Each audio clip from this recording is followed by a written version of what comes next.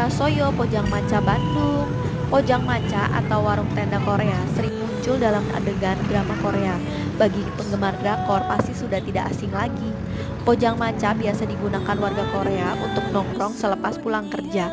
Pojang Maca di Korea selalu menyediakan alkohol karena hal ini budaya bagi warga Korea.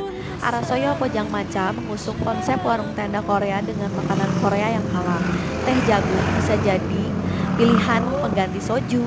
Teh jagung Korea Arasoyo dibuat dari teh jagung asli Korea yang dipanggang kemudian difermentasi menjadi minuman teh yang sehat bagi tubuh dan kecantikan. Kalau video ini rame, aku bakal spill manfaat dari teh jagung. Yuk, jadi buat kalian yang mau nongkrong ala drama Korea, bisa ke Arasoyo Pojang Maca di Bandung.